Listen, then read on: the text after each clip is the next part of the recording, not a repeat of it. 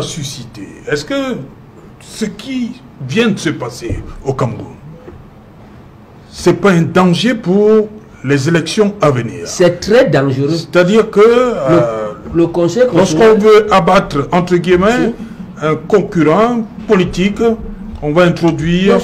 C'est ce qui va se passer. C'est ce qui va se passer prochainement. Ce qui va se passer, c'est le Conseil constitutionnel vient de consacrer dans la classe politique une jurisprudence qu'ils ne pourront plus stopper. Comment Parce ça? que même aux prochaines élections, législatives et municipales, et même régionales, on viendra avec la liste des autres partis les déposer. Nous tous on sera déposés. On sera déposés. On va écrire et on aura les listes déposées. On va déposer. Et on va voir ce qui va se passer. Parce que nous, on a vécu ça dans notre chair il y a quelques années. Quelqu'un vient qui n'a pas qualité d'investir, il dépose. Et ce qu'elle est fait, c'est qu'on abroute tout le monde. Alors ce qui va se passer prochainement, c'est comme là, aujourd'hui, c'est devenu une institutionnalisation au Cameroun. Dorénavant, toutes les partis d'opposition, nous allons faire des listes. RDPC. Et nous serons tous là. On met nos listes RDPC, on dépose une liste avec le papier en tête. Parce qu'aujourd'hui, on a consacré le fait que chacun peut se lever, dirigeant ou pas, qualité de signataire ou pas, qualité d'investir ou pas, venir déposer de son quartier, venir déposer. On va le faire. On annule, mais bien sûr, on invalide les deux. C'est ce qui va se passer. C'est ce qui va se passer. Je ne sais pas comment on va faire pour endiguer ce qu'on a inauguré aujourd'hui. C'est très grave. C'est très grave, Serge Alain-Moutou, qu'on reste ici. Mais si je prends, ne serait-ce que le cas de Hilaire Maker-Zipang. Mais je crois que là, on a regardé qu'il y a qualité pour investir. Oui. Oui, c'est ce qui est pour mettre Hilaire Zipang de côté. Oui, qu'est-ce qui s'est passé selon vous? Je ne sais pas ce qui s'est passé, mais je sais quand même que Hilaire Zipang répond au MP depuis belle lurette et je n'ai jamais vu quelqu'un d'autre. Parce que c'est écrit Christian Moulende, MP, contre Elekam, Zipang, Hilaire Maker, Minat, requête aux fins d'invalidation d'une candidature. Ben, il faut aussi admettre que Hilaire Maker Zipang a traversé la sélection du Conseil électoral. Comment alors, où était donc cette dame? Qu'est-ce qui s'est passé avec le Conseil électoral et le Conseil constitutionnel pour que Hilaire Zipang soit recalé? On n'a pas réveillé la dame pour venir... Mais ça paraît... la candidature d'Hilaire Zipang le dernier jour. On a réveillé tous ces gens, on les a réveillé cette dame bien évidemment plutôt pour le Conseil constitutionnel. Bien sûr. Bien sûr. Et j'ai dit que ce qu'on a instauré aujourd'hui ne finira pas. Le papier à tête, chaque parti, on peut l'avoir. On fera la liste, on va les déposer aux prochaines. Nous allons tous devenir des... On verra ce qui va se passer. Parce qu'eux, ils ont eu la même chose. Pourquoi on n'a pas... Le RDPC avait deux candidatures. Il avait deux candidatures. On ne l'a pas fait. Qui était le président national? C'est pas... Et il a même pas... Vous voulez ces débats? Qui a fait l'investiture? Qui est le président national du parti qui a qualifié pour investir? Ce sont les commentaires. Ce sont les commentaires. Non, vous n'allez pas... Nous n'allons pas dans ce commentaire. C'est passé déjà. Nous avons acté ce qui s'est passé. On ne l'a pas accepté. On ne l'acceptera jamais. Parce que c'est de la forfaiture.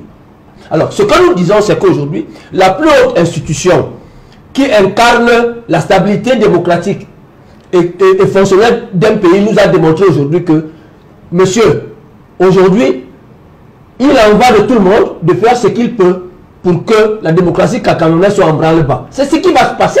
On va plus rester croire que nous on va s'asseoir dans des congrès, on va faire des congrès, mais ça coûte. Ça coûte cher. Il n'y aura plus de congrès. Mais est-ce qu'on en a besoin pour l'investir? Mais là, chacun va prendre le papier en tête, mettre 25 noms, écrire et aller mieux dans l'autre, on dépose à l'écran. Et personne ne sera investi. Candidat à rien du tout. Et on verra ce que l'écran va nous dire. Parce que la jurisprudence qui est sur la table, le Conseil nous a enseigné qu'il n'y a plus de capacité d'investir. Ça n'existe plus. Tout le monde peut investir quelqu'un. Si on l'a fait qui peut le plus, peut le moins, ce n'est pas au niveau des élections locales qu'on va nous empêcher de le faire. C'est même très simple. Moi, j'ai été victime de ça. À l'idée après, on sort d'une mandature parfaite où on a parfaitement géré la mairie. Quelqu'un débarque avec une liste, il dépose, on dit UPC 2 listes. Allez dehors. Voilà cette année, nous sommes dehors. Ce que nous n'aurons pas pu faire, nous le sommes. Alors, qu'est-ce qui va empêcher que nous sommes déposés une liste en face du RDPC? Nous allons tous le faire. Dans les mois prochains, on va le faire. Pire encore que la jubilance a été consacrée par la plus haute institution de notre pays que le Conseil constitutionnel. Oui, j'ai posé le cas du Manidem. Aujourd'hui, vous pouvez me dire qui est le président du Manidem? Ça dit que vous avez un kidam qui s'amène 7 ans après. Non, je vous en prie. Non. Je dis vous avez un individu. Non. Mais moi j'assume mes mots. Non, c'est mon plateau. Ok, oui, je dis donc quoi? Peut-être ma votre vocabulaire. Non. Oui, comment je l'appelle? Un escroc. Comment est-ce que vous qualifiez un tel individu? Pardon? Moi, je ne suis pas littéral, moi. Ok, c'est lui que vous voulez bien appeler, celui que vous appelez comme vous voulez là. C'est-à-dire que vous êtes dans un parti politique qui fonctionne selon les règles édictées par l'organisation elle-même et reconnue par le MINAT. 7 ans plus tard, quelqu'un s'amène et avec, je sais pas, avec un torchon sur lequel on a mis peut-être président, je ne sais pas comment est-ce qu'il a fait pour devenir, et il est seul dans son bureau. Et vous entendez qu'il y a désormais 2 présidents, ou c'est lui qui en est le président. Il a une certaine légalité. Ouais. Cela voudrait donc dire que l'an prochain, si le Maïden va aller aux élections municipales législatives, qui va donc être reconnu, qui signe donc l'investiture? Ça veut dire qu'effectivement, comme disait ici Maurice, voilà qu'une fois, on a décidé d'asseoir le règne de ce qu'on appelle la cacophonie, que désormais, comment il veut dire, la République n'existe plus. C'est ce qu'on est en train de voir. Qui est donc habilité à parler aujourd'hui au nom du Manidem? On en est là. Parce qu'on parle de légalité, mais il y a la légitimité. Justement. Vous pouvez donner un papier, un papier qui dit qu'il est légal, mais il n'a aucune légitimité. La légitimité, c'est le peuple, c'est la population, c'est ceux avec qui vous la donne. C'est même pas l'État. Vous ne pouvez pas confier que vous pouvez donner un document, cela ne le transforme pas forcément en quelqu'un de légitime. Ça n'existe pas. C'est ce qu'on est en train de faire là. C'est-à-dire qu'on est dans une situation où il faudra très vite arranger. Il y a eu un banditisme au sommet de l'État qui pourrait créer des conséquences extrêmement graves. Il est temps qu'on repasse ça. Moïse l'a dit aujourd'hui. Et cette capacité de manie de pouvoir lire les lois en fonction du client. La géométrie variable. Oui, cette géométrie variable-là. C'est-à-dire que vous avez le cas d'Hélène Zipan. Subitement, on s'est rappelé qu'il y a quelqu'un qui a qualité pour investir. Or, dans le cas de l'UPC, on n'a pas vu cela. Au Manidem, on n'a pas su qu'il y avait quelqu'un qui a qualité pour investir. Dans le cas du MP, on s'est sûrement rappelé qu'en fait, la personne désignée président ou coordinatrice est Mme Moulende. Vous voyez? C'est-à-dire qu'on est dans une situation où la République a pris un coup avec les décisions rendues par le Conseil constitutionnel. Il est temps qu'on essaie de l'arranger. Parce que ce pays nous appartient à nous tous. Et nous disons, nous sortons d'une forfaiture. Il est temps, je dis encore temps que ceux qui gouvernent ce pays se ressaisissent. Parce que là, véritablement, on n'est plus dans une République. Voilà. Justement, je parle, c'est également votre sentiment. Il y a un problème. Géométrie variable. Pour certains, on regarde qui a qualité pour investir. Les autres, on dit non, tout le monde a. Tout le monde peut investir. 2 poids 2 mesures, c'est Jalin. Il faut le dire clairement, notre pays a un problème sérieux, un problème de fond. Et ma foi, j'ai la conviction aujourd'hui, après tout ce qui s'est passé, nous avons eu des ministres de l'administration territoriale qui sont quand même succédés à la tête de cette institution. Voilà. J'ai le sentiment aujourd'hui que M. Atangandji est en train de ternir un tout petit peu l'image de ce ministère. Parce qu'avant, nous avons eu les Amadou Marafa, Mamedou Yaya, on a eu d'autres personnes qui ont quand même essayé de rehausser le niveau. Mais figurez-vous, Jalin, qu'avant que le contentieux préélectoral ne commence, le MINAT a bien évidemment transmis un certain nombre d'informations au Conseil pour rendre compte de la situation des partis.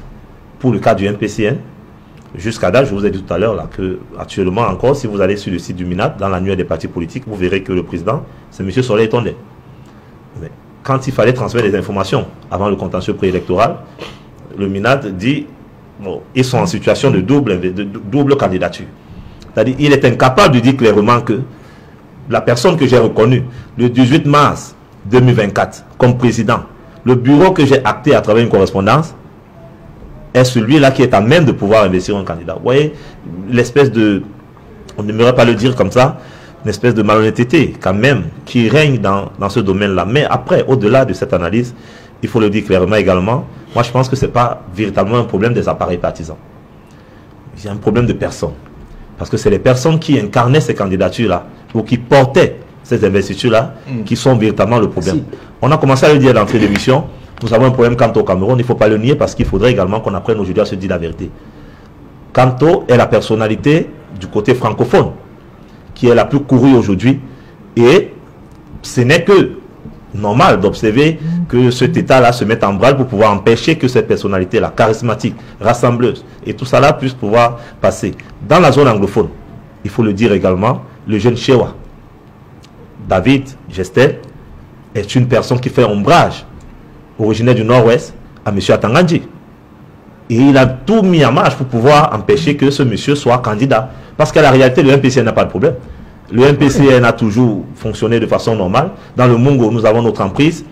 Et regardez même bien, si vous regardez dans la répartition géographique même, de la façon dont on dispose, parce que tout à l'heure, on semblait dire que parfois, on accordait des postes de conseillers régionaux, sénateurs et autres.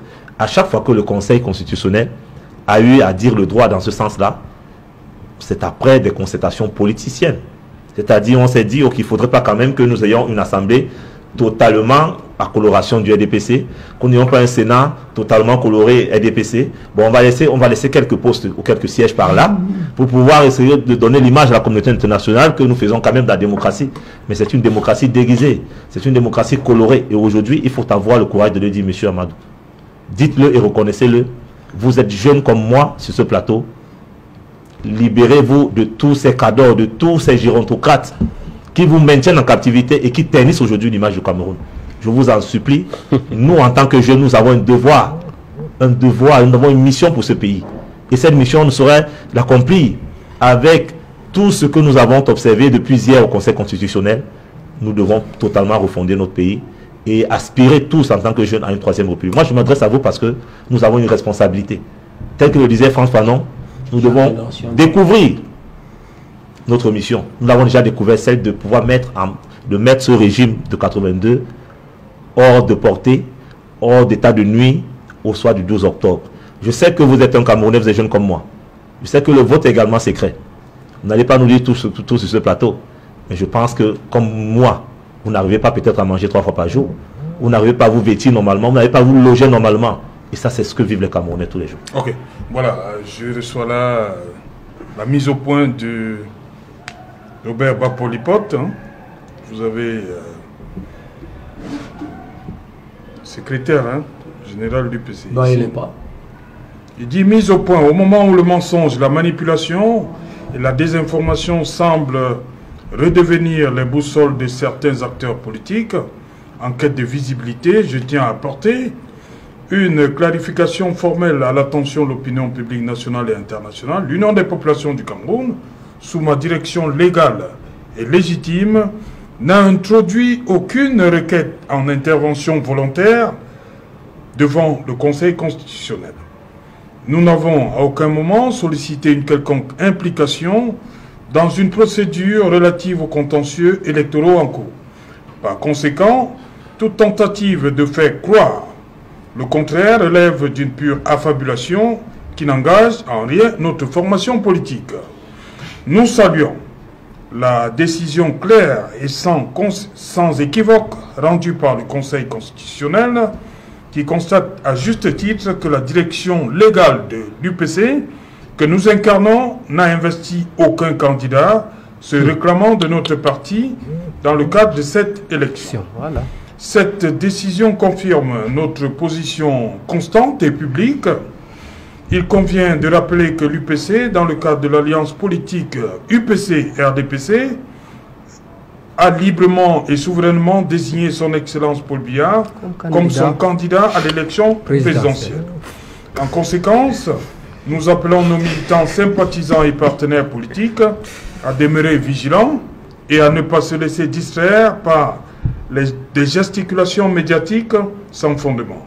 Yaoundé, le 5 août 2025, le secrétaire général de l'UPC. Je sais que c'est ça qui fait mal. Honorable Bapolipote Robert. Monsieur Jalon autour, déjà je remercie la célérité avec laquelle Robert peut faire la mise au point. Oui, il m'appelle là, ce qui démontre qu'on est suivi. et que ce qu'on dit peut faire l'objet de beaucoup de consistance. Ce que je peux dire, la première chose, c'est que le communiqué est là. Bon, déjà, Robert Papol ne portait pas secrétaire à l'UPC. Il n'est pas. Il n'a aucune qualité légale de parler au nom de notre population de Cameroun. Nous le lui disons tous les jours. On va le lui redire. Là, il va m'envoyer notre communiqué. Je ne suis pas. Il n'aura aucun élément probable. Ce que je voudrais dire, s'il veut qu'on organise un débat pour lui prouver qu'il n'est pas secrétaire de l'UPC, avec des pièces à l'appui, avec des éléments de justice à l'appui. Ce que je voudrais dire. Je pense quand même pas une précision. Peut-être que M. Bapoli Pot est le secrétaire général de l'UPC du RDPC. Peut-être. Merci. Voilà. Donc, M. Bapor est. Dans l'UPC, on a toujours utilisé des personnes, des militants pour essayer de profaner, pour essayer de distraire ce parti. On ne peut pas être élu en 2012 à un congrès et rester secrétaire général jusqu'en 2025. Ce n'est pas possible. Alors, ce que nous disons, son alliance, qu'il peut l'amener là où il veut, mais le peuple de l'UPC, mais Robert Paul, ce n'est pas la première fois. Moi, j'ai en 2018, il a fait le même appel, mais dans son propre village, il n'a pas gagné les élections, c'est capable de dire qu'il les a gagnés. Donc, le peuple n'est pas dupe. Le peuple connaît les voyageurs commandeurs et le peuple connaît les consistants politiques. Nous allons à l'élection de 2025. Nous sommes dans l'UPC qui veut encadrer le changement. Déjà, le seul fait qu'on soit dans son parti et qu'on soutienne le candidat d'un autre parti pose un problème sérieux à une orientation politique ou un choix stratégique. L'UPC, quelle est une priorité de candidature ou pas, elle a quand même présenté des gens qui sortent de l'UPC. Donc nous ne reconnaissons pas ces mises au point-là. Ça concerne M. Apol. Mais l'UPC, elle est rangée, elle est consistante, elle avait préparé un projet efficace, efficient pour le peuple camerounais. Le Conseil constitutionnel n'a pas permis qu'un des candidats de l'UPC puisse le défendre. M. Apol peut défendre M. Paul Biya comme il veut, là où il veut. C'est son problème à lui. Nous sommes dans une démocratie pluraliste où chacun peut dire ce qu'il veut. Mais il n'est pas secrétaire général de l'UPC. Il a été, il n'est pas, et j'ai la faiblesse de croire qu'il ne le sera plus jamais. Vous avez suivi, vous avez eu le temps de suivre les panélistes. Sur ce deux points de mesure, cette jurisprudence qui, ma foi, est en train de naître. Je ne vous entends pas.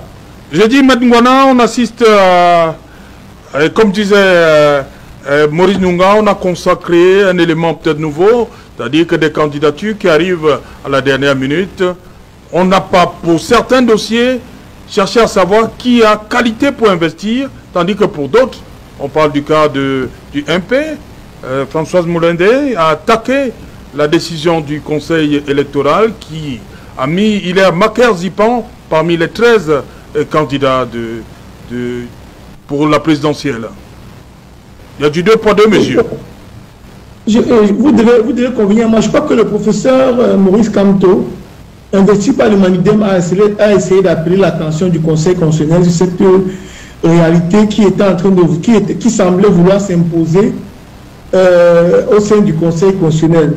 Parce que je crois que c'est une boîte de Pandore. C'est une boîte de Pandore qui a été ouverte. Si désormais on doit admettre que des imposteurs, puisque vous refusez le terme Kidam, des imposteurs peuvent venir parler au nom d'une formation politique, il y a fort à craindre sur la cacophonie qui va s'installer dès les prochaines élections législatives et municipales. Puisque s'il faut interpréter ce qui s'est passé aujourd'hui, on doit pouvoir dire qu'il n'y a plus d'instance dirigeante officielle des formations politiques et que tout le monde peut se permettre de faire ce qu'il veut au sein d'une formation politique du moment où il aurait eu à un moment donné une quelconque relation avec la dite formation politique. Je pense que ça ne fait pas du tout sérieux. Et je pense aussi qu'on assiste à une espèce de 2 poids 2 mesures. Parce que comment expliquer que dans le cas de Hilaire Maker-Zipan, on est allé fouiller pour savoir qui est effectivement, le dirigeant. Et ce qui est d'ailleurs curieux parce que je pense que l'opinion publique tout entière sait que le représentant du MP est bel et bien M. Hilaire Maker-Zipan. Mais vous voyez que lui, il a été disqualifié. J'ai le sentiment, il faut le regretter, que nous ne semblons pas prêts à avoir une véritable justice tant que le régime RDPC sera en place. C'est pourquoi je saisis une nouvelle fois l'occasion de demander au peuple du changement de ne pas perdre espoir, de garder les cartes d'électeurs bien au chaud et d'attendre les consignes qui viendront des leaders de l'Alliance politique pour le changement, parce que je crois que c'est de ce côté-là que viendra la fumée blanche. Donc, avec ces gens, je doute fort que nous puissions avoir quelque espoir que ce soit. Donc, vous voyez qu'on sort d'une élection devant une juridiction ou bien devant le conseil électoral qui prend des décisions à tête chercheuse, parce que vous vous souvenez que dans le cas du parti Univers, je n'ai rien contre le candidat Keremouna, mais vous voyez qu'il y avait une double candidature, mais lui, il a été reçu, mais sa candidature a été reçue. Chez le candidat Paul Biya, il y avait 2 candidatures, mais la candidature de M. Paul Biya a été reçue. Donc on se demande bien pourquoi est-ce que les règles semblent être à géométrie variable, comme quelqu'un a utilisé l'expression. Donc il faut regretter cela, et s'en étonner et espérer que la cacophonie ne s'installe pas de manière durable, parce que, comme je l'ai dit, c'est une sérieuse voie de Pandore qui a été ouverte, et j'espère que la démocratie camerounaise et les prochaines élections n'en paieront pas le pot cassé. Ok, merci beaucoup, Maître Moustapha Ngouana, d'avoir pris après cette journée d'hier interminable, on va le dire, on l'a vu. Merci beaucoup, Maître. Bon retour à Douala. Voilà, allez-y donc. Oui, bon.